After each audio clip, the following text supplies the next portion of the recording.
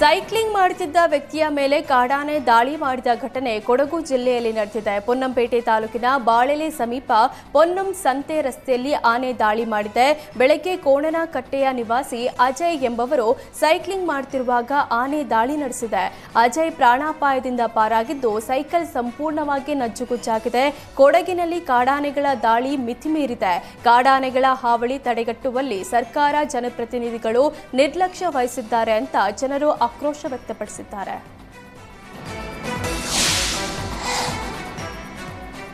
ಪೀರಲು ದೇವರು ಹೊತ್ತಿದ್ದ ವ್ಯಕ್ತಿ ಅಗ್ನಿಕುಂಡದಲ್ಲಿ ಬಿದ್ದ ಘಟನೆ ಬಳ್ಳಾರಿ ಜಿಲ್ಲೆಯ ಚಾಗನೂರು ಗ್ರಾಮದಲ್ಲಿ ನಡೆದಿದೆ. ಮೊಹರಂ ಹಬ್ಬದ ಕತ್ತಲ ರಾತ್ರಿ ವೇಳೆ ಪೀರಲು ದೇವರು ಹೊತ್ತಿದ್ದ ದಾದಾ ಪೀರ್ ಅಗ್ನಿ ತುಳಿಯುವಾಗ ಕಾಲು ಜಾರಿ ಎಡವಿ ಬಿದ್ದಿದ್ದಾರೆ. ಅಗ್ನಿಕುಂಡದ ಪಕ್ಕದಲ್ಲಿ ನಿಂತಿದ್ದ ಭಕ್ತರು ದಾದಾ ಪೀರ್ನನ್ನ ರಕ್ಷಣೆ ಮಾಡಿದ್ದಾರೆ. ಅದೃಷ್ಟವಶಾತ್ ಕೂದಲೆಳೆ ಅಂತರದಲ್ಲಿ ಬೆಂಕಿ ಅನಾಹುತದಿಂದ ದಾದಾ ಪೀರ್ ಪಾರಾಗಿದ್ದಾರೆ. ಅನಾಹುತ ತಪ್ಪಿದ್ರಿಂದ ಚಾಗನೂರು ಗ್ರಾಮಸ್ಥರು ನಿಟ್ಟುಸಿರು ಬಿಟ್ಟಿದ್ದಾರೆ.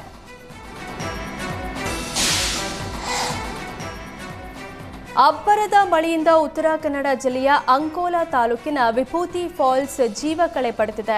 ಕುಮಟಾ, ಯಾಣ ಪ್ರದೇಶದಲ್ಲಿ ಕಳೆದ 15 ದಿನಗಳಿಂದ ನಿರಂತರವಾಗಿ ಮಳೆ ಸುರಿಯುತ್ತಿದೆ. ದಟ್ಟ ಅರಣ್ಯದಲ್ಲಿ ಹಳ್ಳ ಕೊಳ್ಳಗಳು ಹರಿದು ಬರ್ತಿವೆ. 30 ಅಡಿ ಎತ್ತರದಿಂದ ಧುಮ್ಮುಕ್ತಿರುವ ವಿಭೂತಿ ಫಾಲ್ಸ್ ಪ್ರವಾಸಿಗರನ್ನ ಕೈಬೀಸಿ ಕರೆದಿದೆ.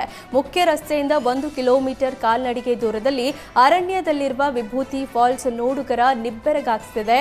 ಆದರೆ ಕಾಲ್ನಡಿಗೆಯಲ್ಲಿ ಸಾಗುವಾಗಲೇ ಮಾರ್ಗ ಮಧ್ಯೆ ಚಿಕ್ಕ ಚಿಕ್ಕ ಜಲಪಾತಗಳು, ಜರಿಗಳು ಇದೆ. ಇದರಿಂದ ವಿಭೂತಿ ಫಾಲ್ಸ್ ಸುರಕ್ಷಿತವಲ್ಲದ ಕಾರಣ ಪ್ರವಾಸಿಗರಿಗೆ ನಿರ್ಬಂಧ ಹೇರಲಾಗಿದೆ.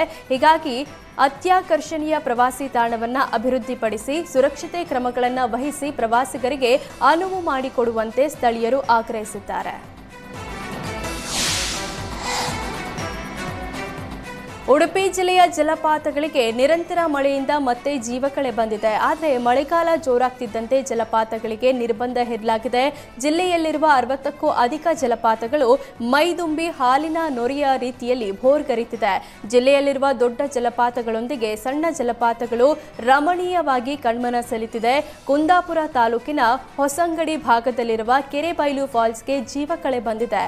ಆದರೆ ಅರಣ್ಯ ಇಲಾಖೆ ವ್ಯಾಪ್ತಿಯಲ್ಲಿ ಬರುವ ಕೆರೆಬೈಲು ಜಲಪಾತಕ್ಕೆ ಪ್ರವಾಸಿಗರಿಗೆ ನಿರ್ಬಂಧ ಹೇರಲಾಗಿದೆ. ಸುರಕ್ಷತಾ ಕ್ರಮ ವಹಿಸಿ ಪ್ರವಾಸಿಗರಿಗೆ ಅನುವು ಮಾಡಿಕೊಡುವಂತೆ ಸ್ಥಳೀಯರು ಆಗ್ರಹಿಸಿದ್ದಾರೆ.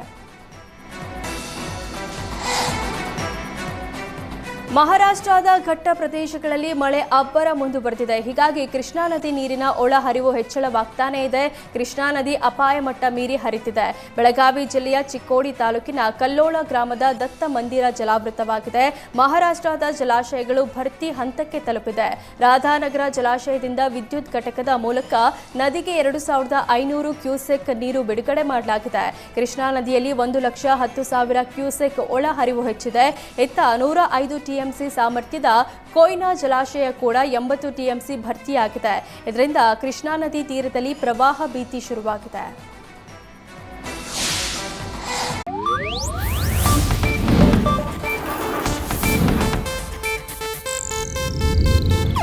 ಇದು ಏಷ್ಯಾನೆಟ್ ನ್ಯೂಸ್ ನೆಟ್ವರ್ಕ್ ಪ್ರಸ್ತುತಿ.